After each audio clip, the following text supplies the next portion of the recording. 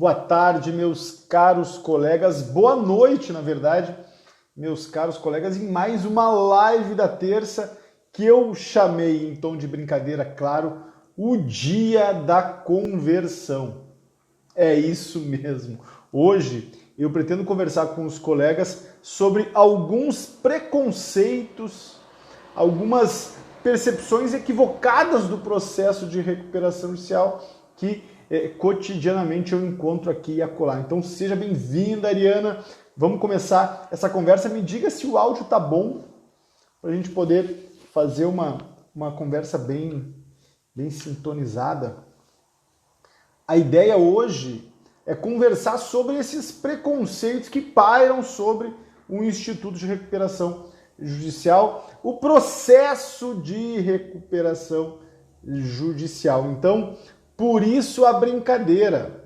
A brincadeira é bem brincadeira mesmo, é bem sacana. O Dia da Conversão. Eu vou enfrentar objetivamente os argumentos que alguns colegas ainda alimentam sobre o Instituto, e eu tenho certeza que a gente pode dar uma boa risada aqui, e mais que isso, Fausto, mais que isso, a gente pode reconstruir essa argumentação. Eu anotei muitos preconceitos que vários colegas escreveram no Stories, especialmente alguns que o Fausto me provocou com a sua invejável inteligência. Então, vamos iniciando essa conversa, vamos iniciando essa live da terça, sempre especial, tudo bem, Breno? E aí a gente vai fazer também esse movimento, Ariana. Nós vamos enfrentar os argumentos, também tendo em vista desconstruir essas opiniões equivocadas, né, que alguns clientes alimentam. Então, vamos lá. E assim, Fausto, se você quiser daqui a pouco entrar nessa live, fica à vontade para a gente trocar figurinhas, porque várias perguntas eu vou enfrentar que você me provocou. Olha só, então eu vou listar aqui e vou enfrentando uma a uma, mas vamos combinar uma lógica aqui. Breno, a lógica hoje é a lógica de guerra, tá bem? Então eu vou enfrentar os argumentos em um tom beligerante, querendo acertar na veia, como falam, querendo ser cirúrgico, porque na verdade, se nós não tivermos substância, consistência, densidade argumentativa, jurídica e negocial para convencer o nosso prospecto a ingressar em recuperação judicial, de fato, nós não teremos clientes em recuperação judicial. Se nós não soubermos, Ana, defender o Instituto, me parece óbvio que não promoveremos esse Instituto. E nesse sentido, eu quero aqui estabelecer uma batalha contra os preconceitos. Por isso eu chamei essa live, veja que coisa doida, eu chamei essa live do Dia da Conversão. O Dia da Conversão. Então, o que eu queria, Lilian, hoje, pela parte da live da terça, nesse momento eu queria os melhores argumentos, os argumentos mais duros para não se fazer uma recuperação judicial, e eu vou desconstruí-los um a um. Então, meus queridos colegas, se vocês têm mais argumentos aí, se vocês têm preconceito, ouviram falar de alguns ruídos para não ingressar em recuperação judicial, coloquem aqui nessa parte de comentários e nós vamos enfrentar esses preconceitos com bastante assertividade e, claro, né? Eu não confundo trabalho sério com trabalho mal-humorado. Não acredito que a gente tenha que ser mal-humorado para enfrentar com qualidade, com competência o que deve ser feito. Então, vamos tentar aqui ser leve, porque afinal de contas, nós estamos em uma terça, 19 horas, 19 e pouco. O Dia da Conversão, Breno! O que achou disso, meu velho? Dia da Conversão. Então, eu brinquei no Stories, existem uns ateus da recuperação judicial. Existem os ateus da RJ. Eu não acredito em recuperação judicial. Recuperação judicial, o stay period é muito pequeno. O custo é muito elevado. E, enfim, algumas recuperações judiciais não dão certo. Vamos converter estes infiéis com argumentos que a ciência com argumentos que a ciência e com argumentos também que a prática forense nos orienta, tá bem? Então, essa é a guerra, tá bom, Maria do Carmo? Bem-vinda, querida. Daqui a pouco a gente pode fazer um bate-bola sim, mas eu quero já enfrentar o primeiro argumento. O primeiro argumento é o seguinte, olha só.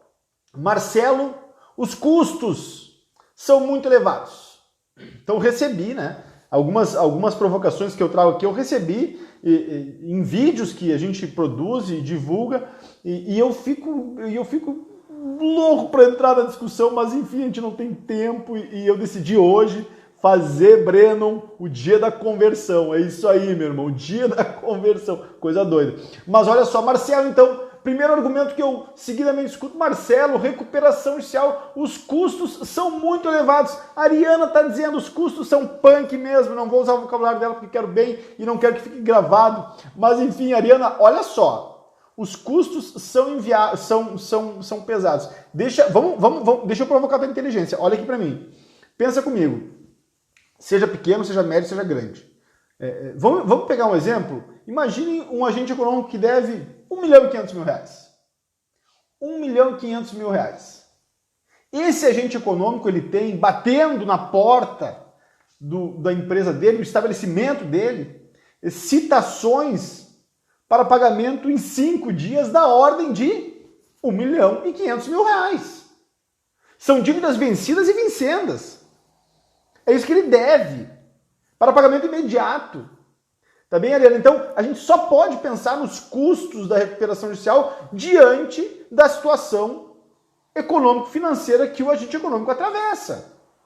Nesse sentido, e aí que eu queria chegar, nesse sentido, nós estamos diante de um passivo unificado, 1,5 milhões, ou milhão, enfim. Qual é o custo disso? O custo para ingressar em recuperação judicial com esse valor diz respeito, pelo menos na região sul do Brasil, 2,5%, que pode ser parcelado, que eu posso pedir a JG, que eu posso argumentar a necessidade de custas ao final. Então esse primeiro custo, mas vamos calcular 2,5%. Vamos pensar aí, 1.025.000, 30 mil,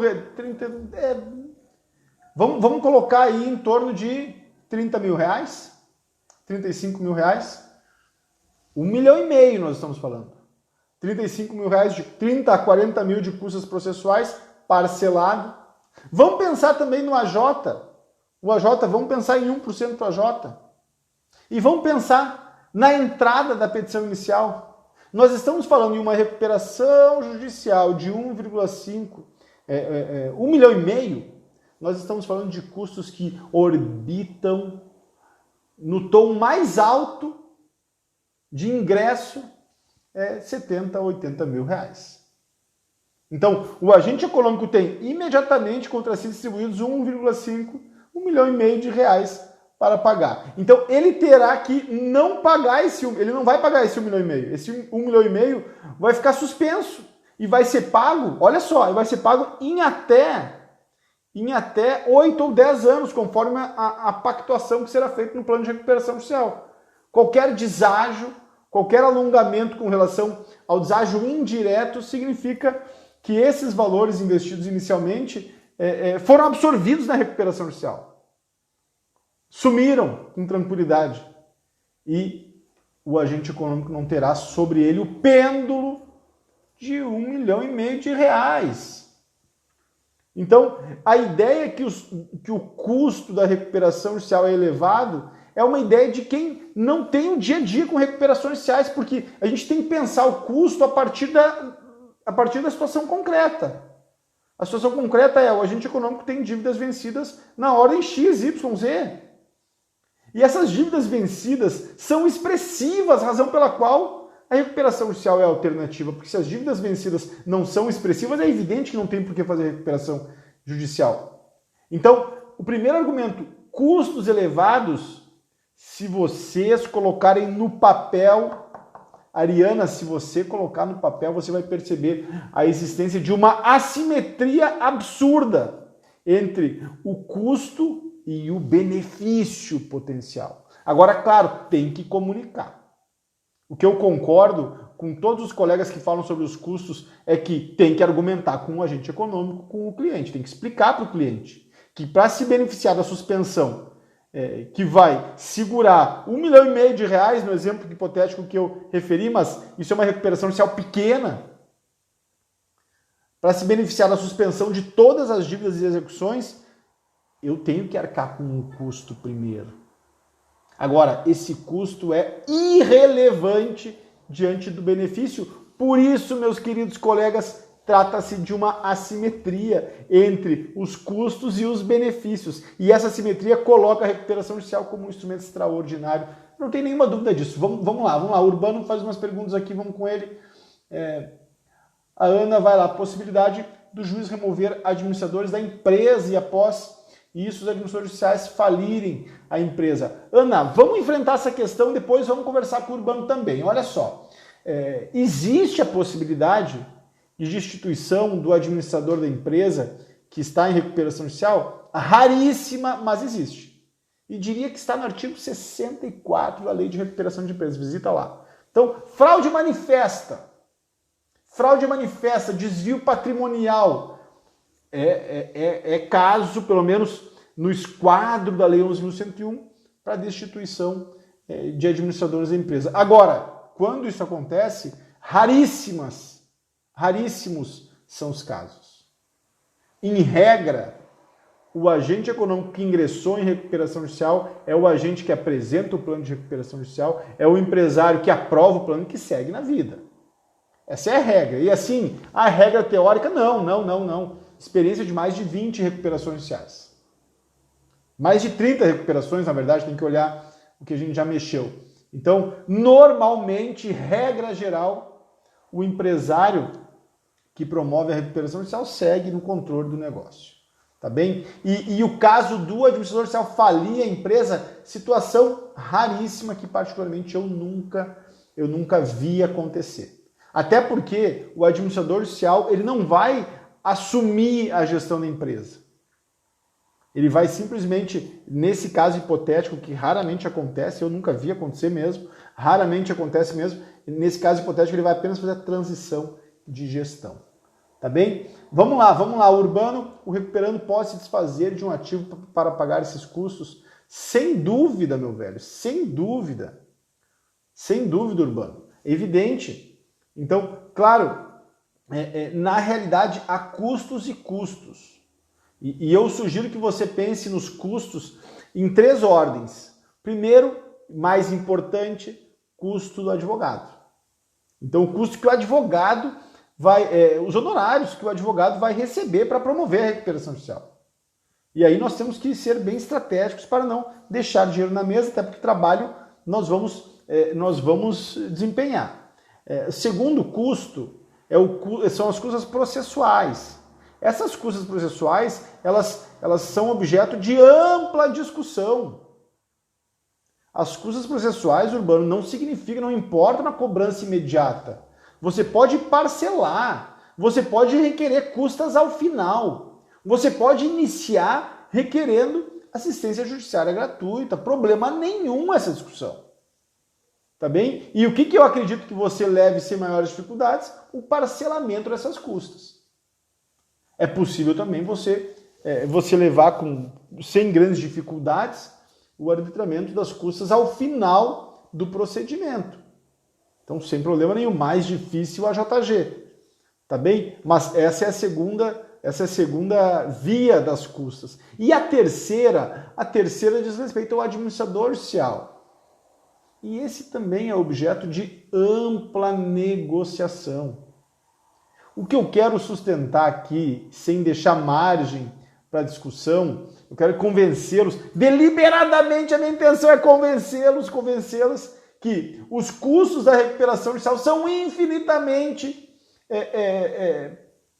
positivos comparados com os benefícios que a recuperação judicial oferece.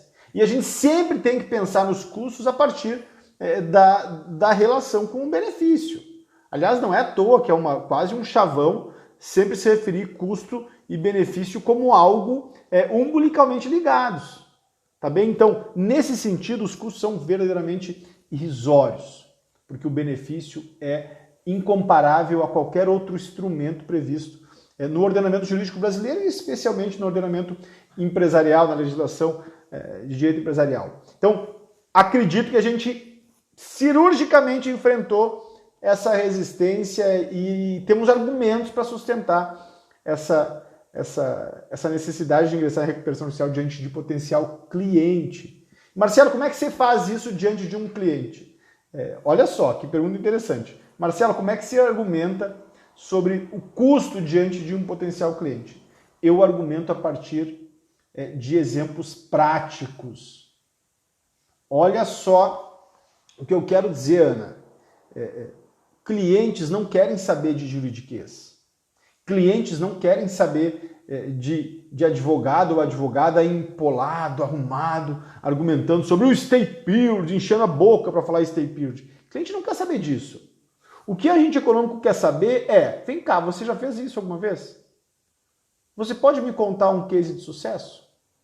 Você pode me falar como esse stay period, como essa suspensão funciona na prática? Então, a argumentação sobre custo-benefício, ela pode ser feita em nível teórico, pode, mas se você quer mesmo convencer um cliente da necessidade de se ingressar em recuperação judicial, utilize cases de sucesso. Cases de empresas na mesma situação do seu potencial cliente, empresas se socorrendo no remédio previsto na Lei 11.101 e logrando êxito. E aí, cases, você tem duas alternativas. Primeiro, os que você já trabalhou, mas, Marcelo, eu não tive oportunidade ainda de trabalhar com nenhuma recuperação judicial. Utilize os cases que estão aí, que você já ouviu falar, que você já leu, que você já estudou. Marcelo, eu não sei nenhum. Visite o caso da Oi, uma empresa listada na Bolsa de Valores, que aprovou o plano de recuperação judicial, está trilhando uma jornada invejável do ponto de vista de estratégia do seu erguimento. Então, cases, muito melhor exemplos práticos do que repertório, do que argumentação teórica. Por quê? Porque o empresário não quer ficar no mundo das ideias, no mundo da teoria. Ele quer saber das condições concretas para implementar essa estratégia. Encerramos a questão do custo e do benefício, dos custos eventualmente altos para se ingressar em recuperação judicial. Vamos lá. O segundo argumento. O segundo argumento é o seguinte, Marcelo, meu cliente, eu estou no Serasa. Eu sou um empresário e estou no Serasa, cara. A recuperação judicial vai me tirar do Serasa? Aí, dois caminhos.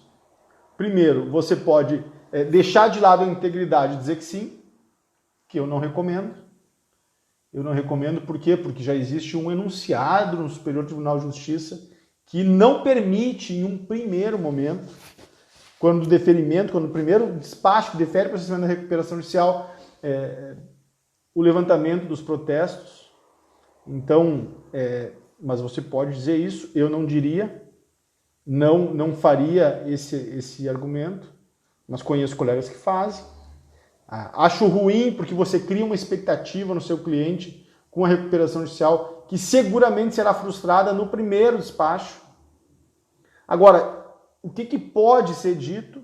Pode ser dito que esse pedido será sustentado. Eu vou sustentar esse pedido na petição inicial e vou discutir com o juiz a necessidade de levantamento dos protestos. Isso deve ser dito.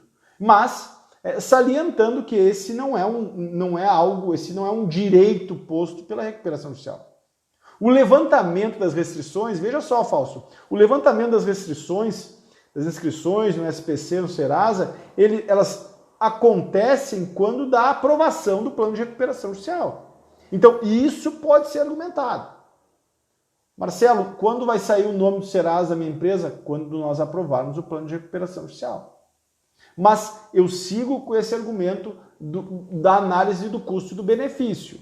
A alternativa para esse cliente de retirada do nome destes órgãos de restrição fora da recuperação judicial, se esse cliente tiver condições de fazer esse levantamento do nome, que faça.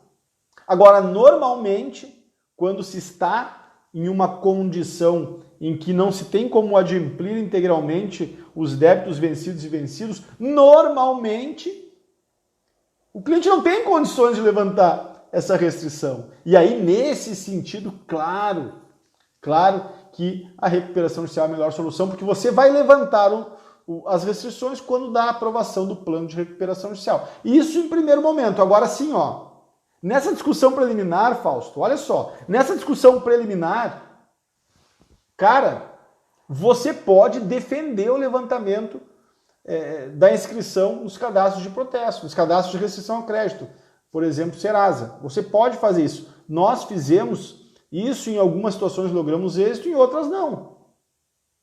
Por quê? Porque o juízo de primeiro grau pega essa, gente, olha só. O juízo de primeiro grau, ele compreende melhor as variáveis que estão presentes nesta restrição com relação à restrição cadastral, com relação às instituições financeiras.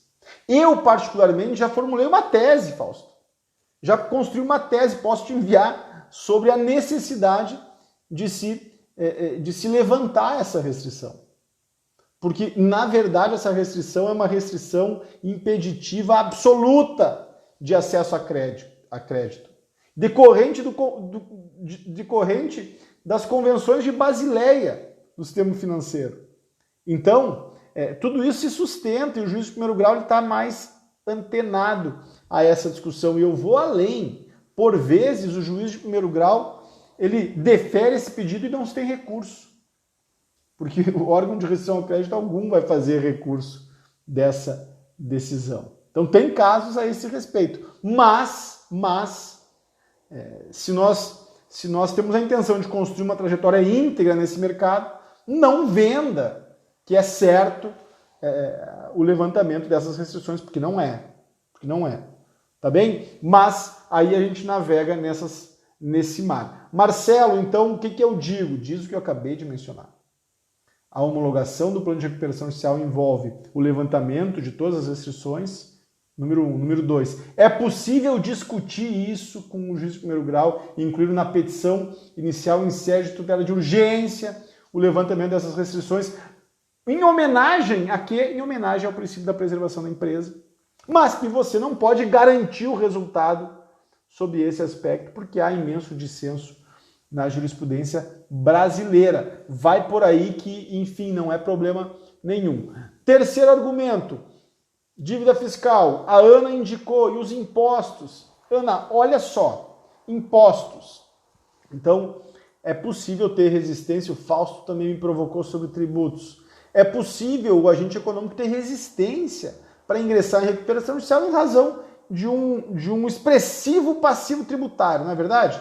Então, um passivo tributário expressivo faz com que o agente econômico olhe para a recuperação judicial, pergunte, Marcelo, mas a recuperação judicial administra o crédito tributário, ou melhor, o crédito fiscal, se submete à recuperação judicial? Essa é a pergunta.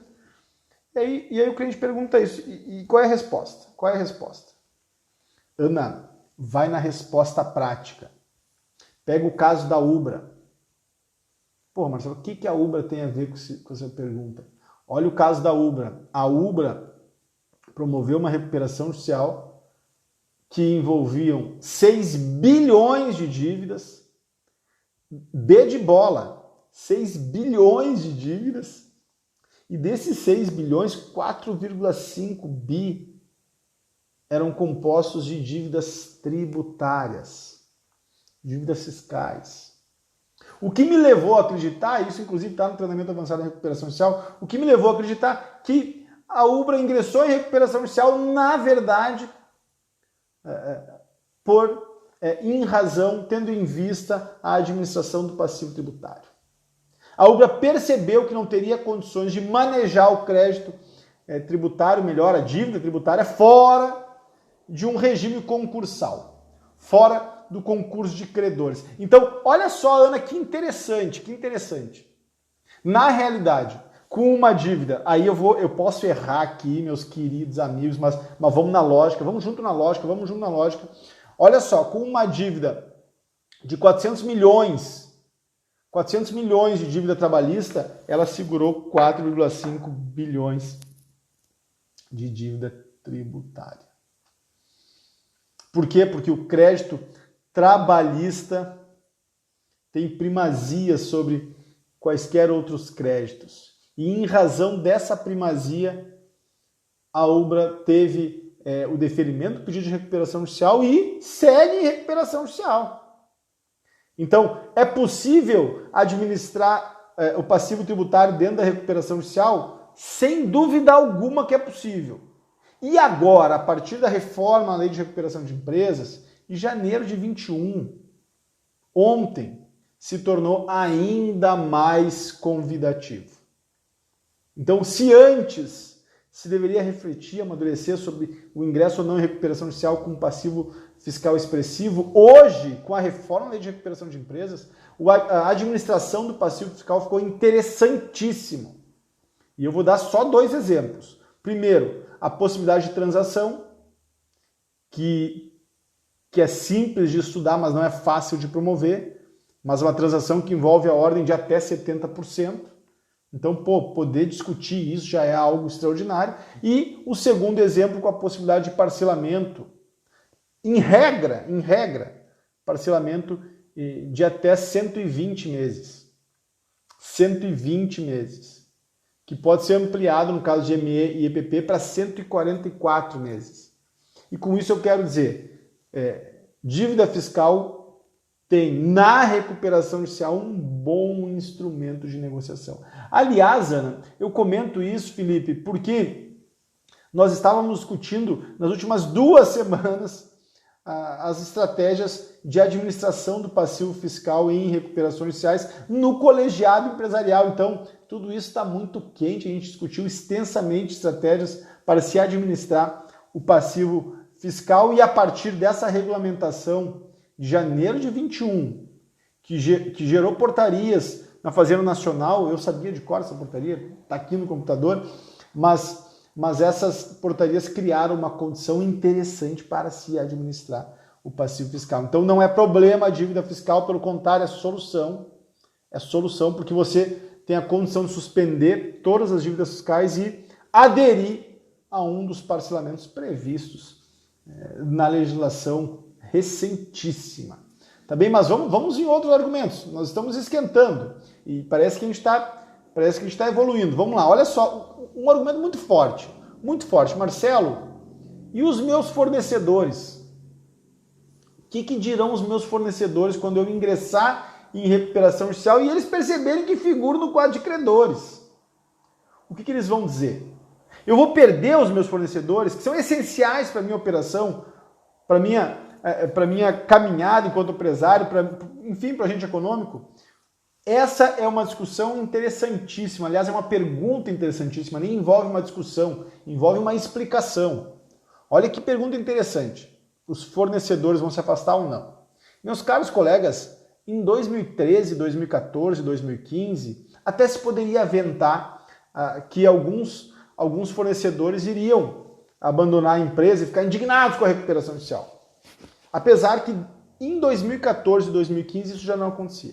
Mas por que se poderia aventar isso em 2014 e 2015? Porque nesse período a recuperação judicial era algo pouquíssimo explorado.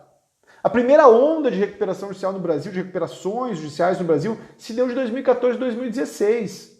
Então, normal que os fornecedores olhassem com maus olhos e dissessem: meu Deus do céu, hein? Não vou operar com essa empresa. Acontece que essa primeira onda de 2014 e 2016, ela educou os agentes econômicos. E hoje, recuperação judicial é simplesmente uma estratégia de soerguimento. Aliás, como prevê a Lei 11.101. Por isso, os agentes econômicos eles não ficam de mal com uma recuperação judicial. Eles não ficam chateados, eles não viram as costas para a empresa de recuperação judicial. Eles entendem a recuperação judicial e eles buscam negociar uma melhor condição no plano de recuperação judicial, no plano de pagamento. É isso que acontece, simples assim. Mas a pergunta pode ser: Marcelo, e eles continuarão operando comigo? É claro que continuarão.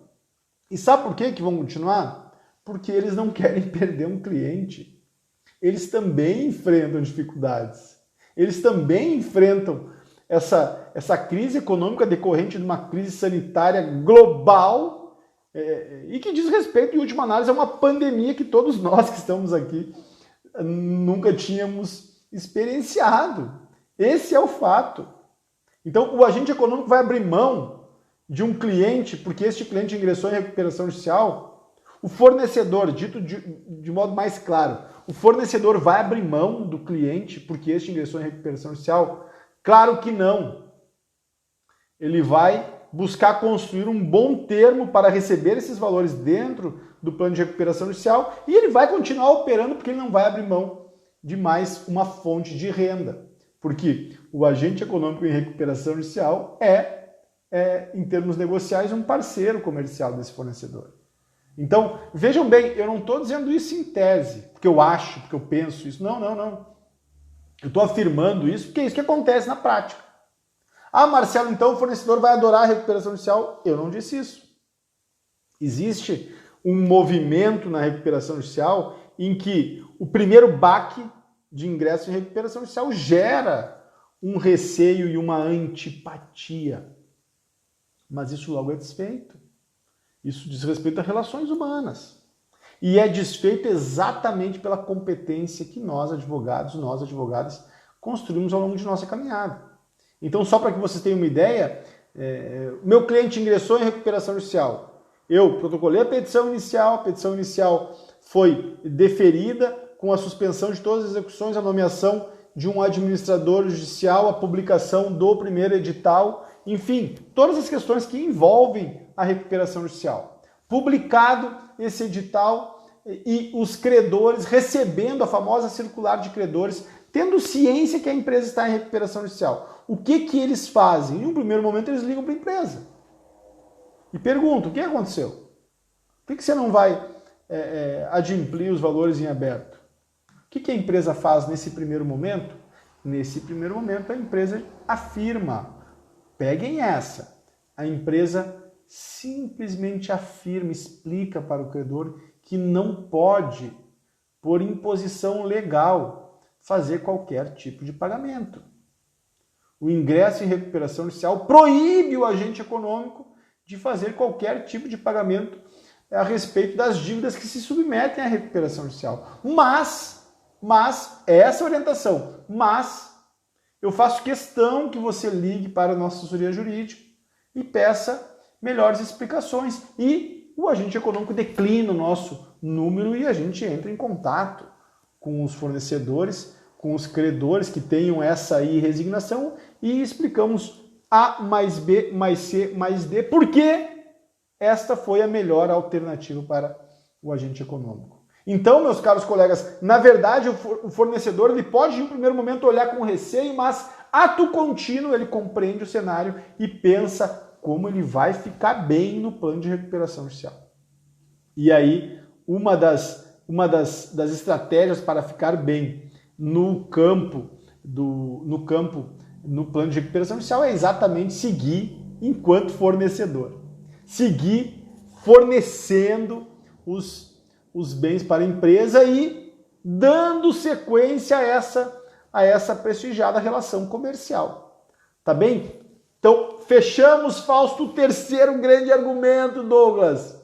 Terceiro grande argumento, Nicásio, DM advogado, Fabinho. Terceiro grande argumento é o seguinte: o fornecedor, depois de uma irresignação absolutamente compreensível do jogo, ele vai prosseguir no relacionamento comercial, porque em primeiro lugar ele vai querer receber os valores e em segundo lugar ele não vai querer perder um cliente, sobretudo nesse contexto de crise econômica, crise sanitária, crise sei lá qual mais, né, Fausto? Mas essa é uma boa resposta. E assim, comunica isso para o cliente.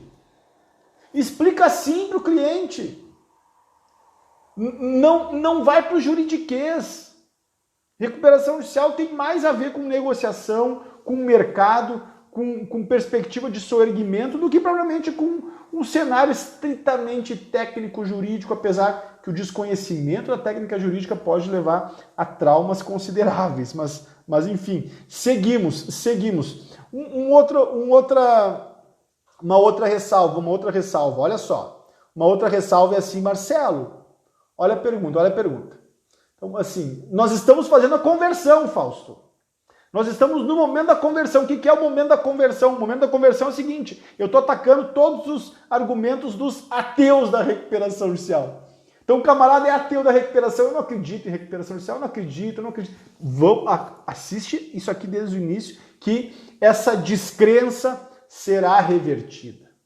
Por isso, ateus da recuperação judicial serão hoje convertidos. Por isso a brincadeira, Urbano, o dia da conversão. Meu Deus do céu, hoje é o dia da conversão. Então olha só, o outro argumento falso, brincadeiras à parte, venham comigo. O outro argumento é o seguinte, Marcelo, diz o ateu, olha só, diz o ateu, né, Breno? Marcelo, credores, não, deixa eu pensar aqui outra, eu tô lendo aqui, olha só, eu tô achando graça que tô louco para começar a dar risada, mas tem um script, vai no script, Marcelo, pelo amor de Deus. Vamos lá, só deixa eu me concentrar aqui.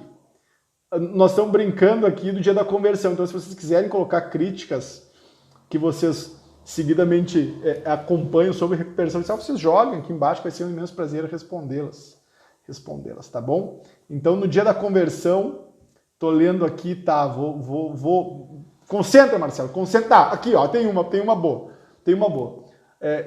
Marcelo, o meu cliente não vai mais receber os lucros. Essa é boa. Então, assim, Marcelo, meu cliente não vai receber os lucros, cara. Ele tá em recuperação, ele não vai entrar em recuperação judicial porque ele vai abrir mão dos lucros.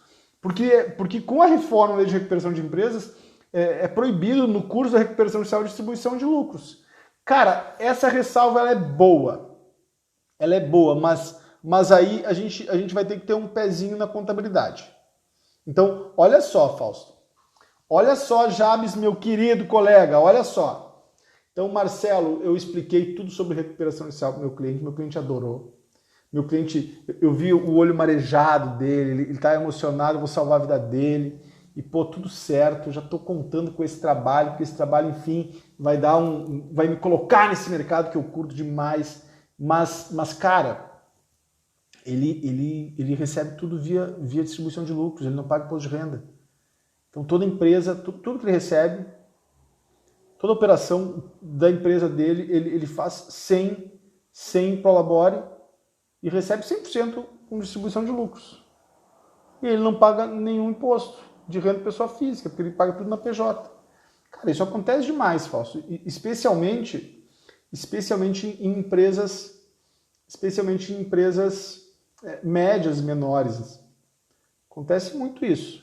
Então, como que eu vou fazer? Porque esse cara recebe toda a remuneração dele via pessoa jurídica, como distribuição de lucros, e ingressou em recuperação judicial, ele não vai poder receber nada. Sim, tá certo, e não. Gente, assim, Papai Noel vem só em dezembro. Olha só, Fausto. Fausto, eu não precisava brincar tanto, mas, cara, eu tô gostando dessas provocações. Então, dá risada aí que eu dou risada aqui. Olha só, a Ana, com essa nova lei. Mas, gente, olha só, gente. Por que Papai Noel vem só em dezembro? Porque a gente não precisa ser o Papai Noel. Porra, se tem essa disposição... Se tem essa questão, faz o seguinte, antes de ingressar em recuperação judicial, estipula um prolabore para uma questão gerencial. Então, o gerente do negócio, o administrador não tinha prolabore, cria prolabore. 2 meses antes de ingressar em recuperação, prolabore e escolhe o valor. E inclui prolabore na contabilidade da empresa. Então, o sócio recebe 20 mil reais mês, pô, inclui prolabore, 20 mil reais mês. Custos da empresa. Pô, mas esses 20 mil vão ter que pagar imposto de renda. Cara, como é que nós vamos quebrar os ovos, fazer uma omelete sem quebrar os ovos? Enfim, vamos pagar imposto de renda. Tem maneiras de se administrar isso contabilmente? Deve ter. Mas esse não é um impeditivo para ingressar em recuperação judicial. Basta criar um prolabore no valor que o cliente quiser estipular. Fechou! Faz isso 2 meses antes de ingressar em recuperação judicial, 1 mês antes de ingressar em recuperação judicial e bola para frente. bola para frente, resolvida essa questão que poderia tornar inviável para o agente econômico do ponto de vista motivacional, da vontade mesmo, tá bem? Então vamos lá, olha só. Resolvida mais essa. É gol, é gol, é gol. É gol, resolvemos mais uma. Então, cara, não tem mais nenhuma resistência. Tem resistência sim. Nós estamos no momento da conversão. Vocês sabem que no momento religioso tem uma hora que é a hora da virada. Que é a hora que se aprofunda a conversão e o ateu passa a crer. E aí chega o momento da fé. Vamos para o momento da fé. Então, olha só, que loucura isso, né, gente? Pô, que loucura. Vamos lá. Marcelo, eu tenho familiares que são fiadores, que são cobrigados, que são avalistas. Eu tenho familiares que estão nessa condição. Pô, como é que eu vou fazer? Vou ingressar em recuperação judicial, vão para cima dos meus familiares. Não é? Então, vão para cima dos meus familiares. Eu simplesmente ingresso em recuperação judicial, o agente econômico terá todas as suas dívidas suspensas e vão para cima dos cobrigados. Gente, olha só. Duas ou três ou quatro questões, eu nem sei mais quantas questões, nós vamos lá. Primeira questão, tem que se administrar. Essa uma estratégia. Tá bem? Caiu, voltou, saiu. Tá andando. Tá tremendo, Ana. Voltou. Que bom. Tá ok, que bom, voltou. Nós estamos no dia da conversão, então vamos lá. Daqui a pouco eu vou pedir para todo mundo dar a mão. Mas, olha só, tem que se pensar em uma estratégia anterior ao ingresso em recuperação judicial.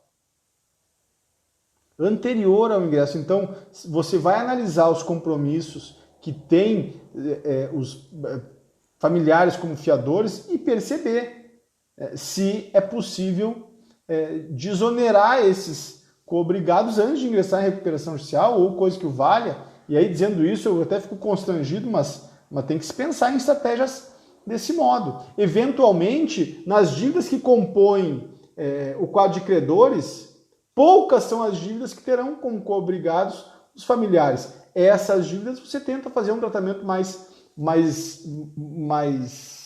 ajustado, mais generoso, pensando seriamente na ideia de trazer esse credor para dentro da recuperação judicial, do ponto de vista negocial. Compreende? Mas tem um argumento contrário aqui que ele tem que ser sublinhado. E que não tem como evoluir sem eu dizer, sem eu deixar claro. Os fiadores já estão com o seu patrimônio colocados para o pagamento dessas dívidas. Esses fiadores, esses avalistas, eles não serão acionados simplesmente por causa da recuperação judicial. A recuperação judicial, nesse sentido, é a solução para o pagamento dessas dívidas. Por uma razão muito singela.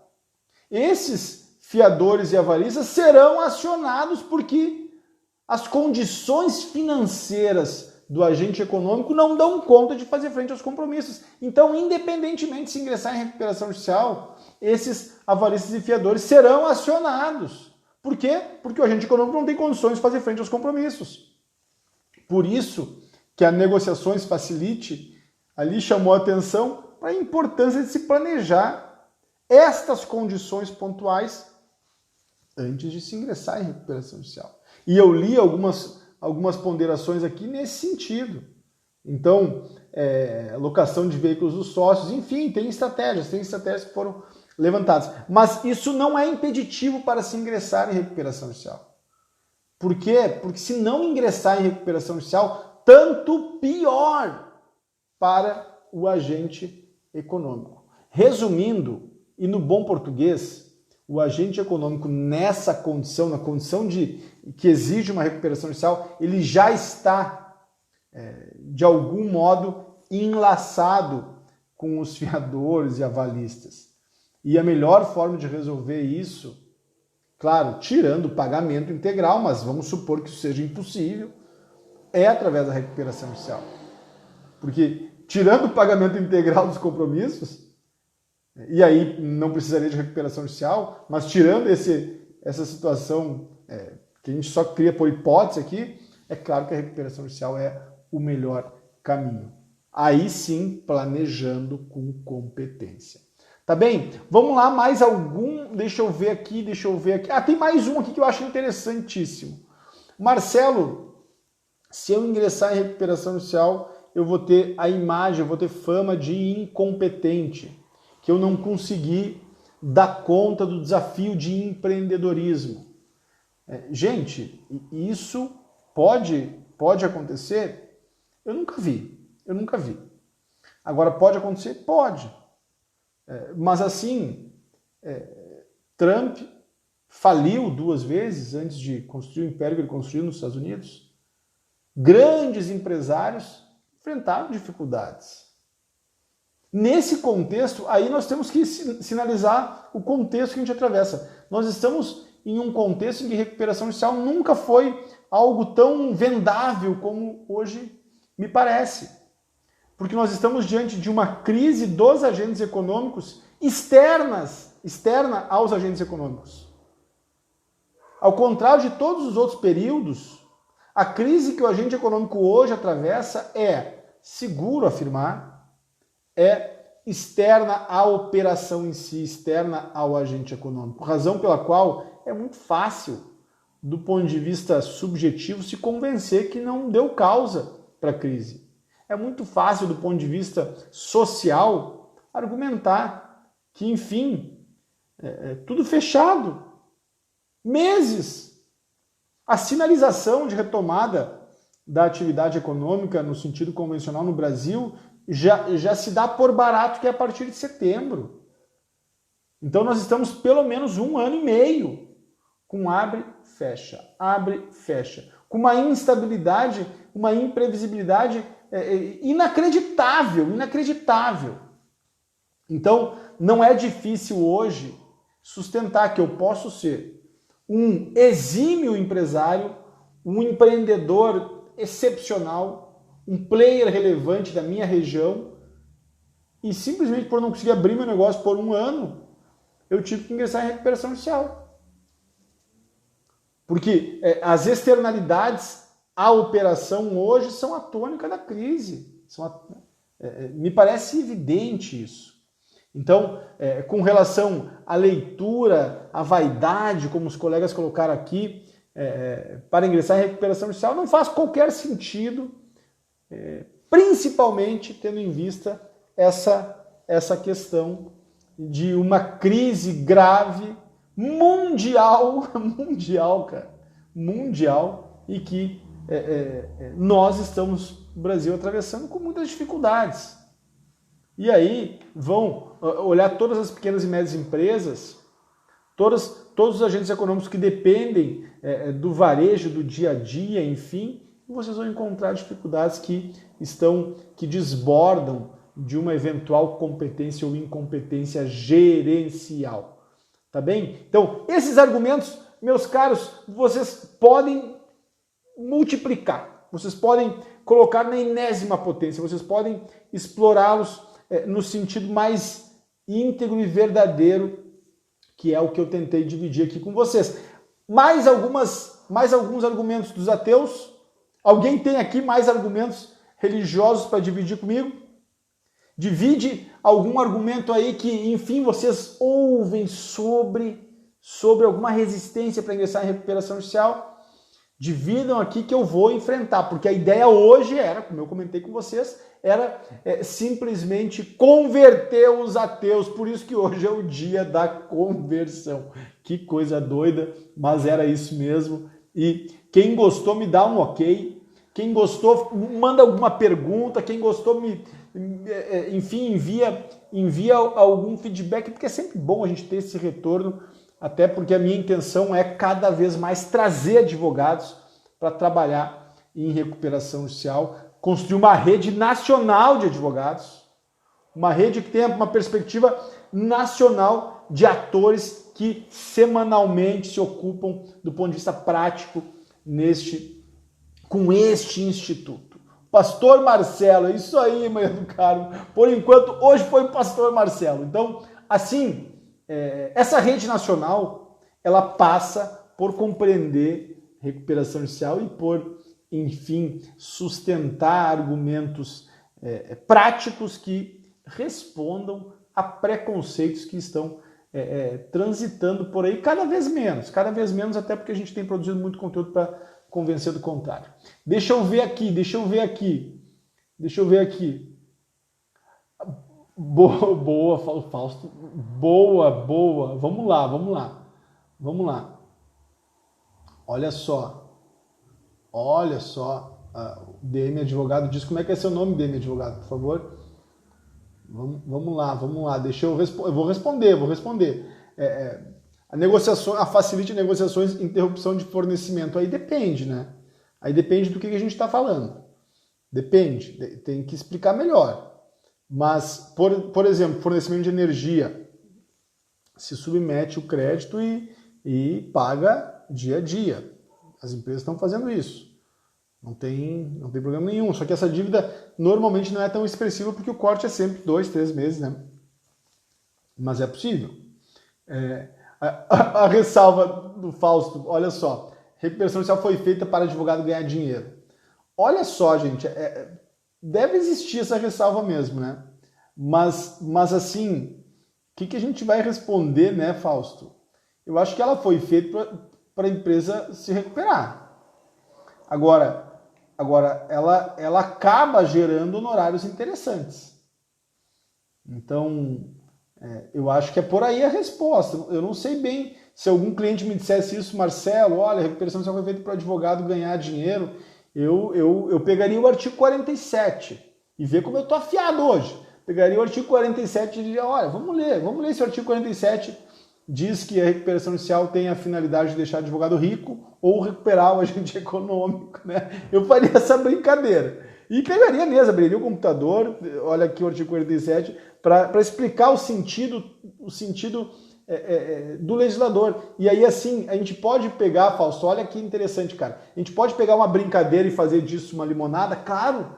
Então, se um cliente diz isso, olha, o que a legislação diz é que esse remédio existe para a construção de estratégias de soerguimento.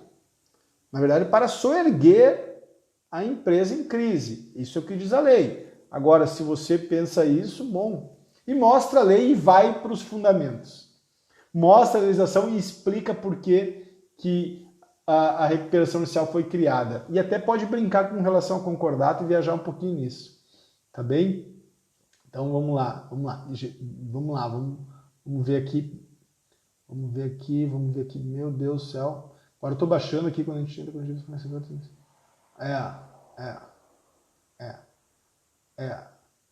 Deixa eu ver aqui.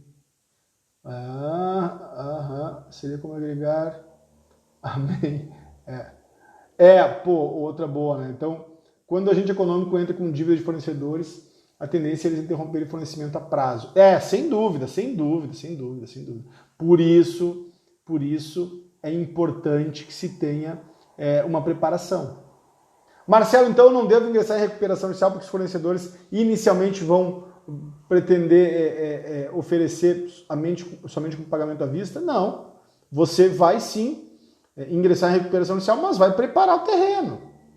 Fornecedor estratégico, talvez, vamos pensar em de repente deixar ele em dia. Segunda condição, fornecedor estratégico, reserva o caixa para fazer o aporte à vista pelo menos nos próximos 6 meses. Esse é do jogo e que bom.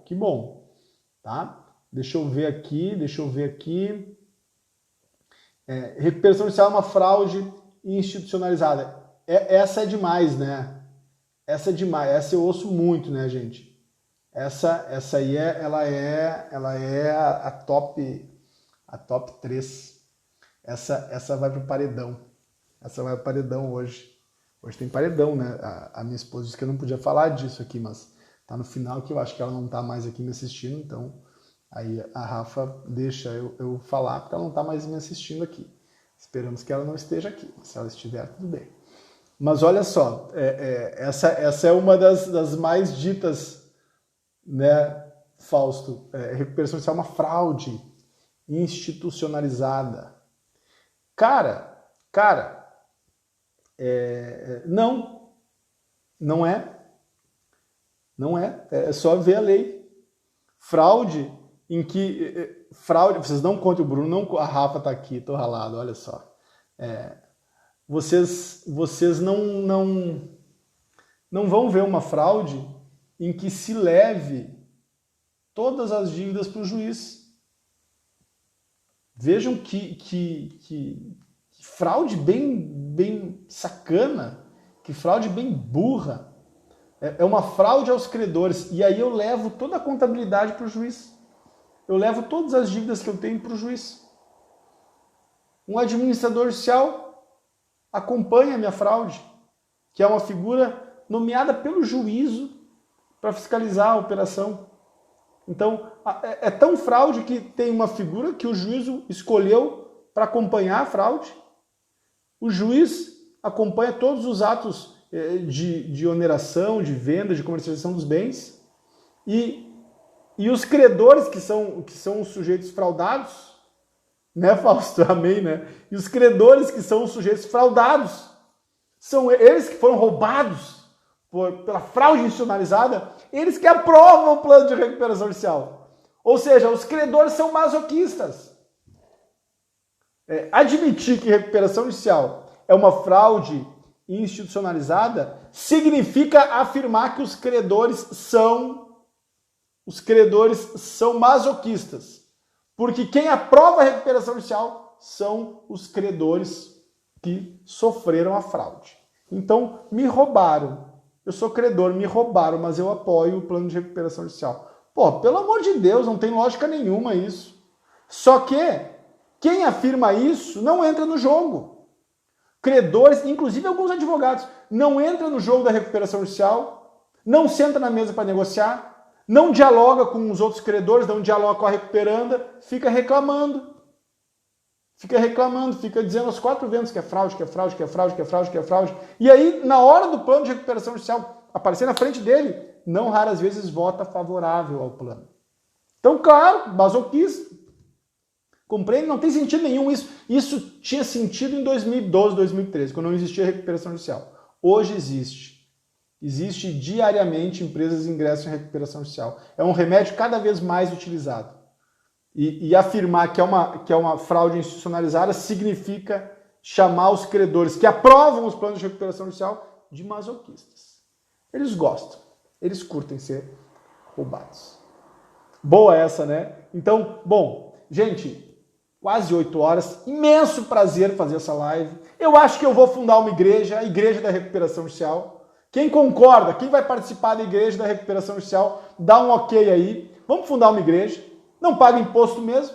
Então, a gente monta uma igreja da recuperação judicial e ao invés do colegiado empresarial, a gente cria o colégio religioso da recuperação judicial, tá bem? Enfrentei todas as discussões, todos os preconceitos, todas as antipatias sobre recuperação judicial e a gente tem aqui, pessoal, o DM Advogado dizendo aleluia, aleluia, irmão, aleluia. E eu agradeço fraternalmente a atenção de cada amigo, de cada amiga que veio curtir esse momento de terça, a live da terça, uma live muito especial que eu produzo, cheio de carinho, com muito bom humor também, e agora com um pouquinho de medo, porque eu vou para casa e a Rafa viu que eu falei aqui do paredão.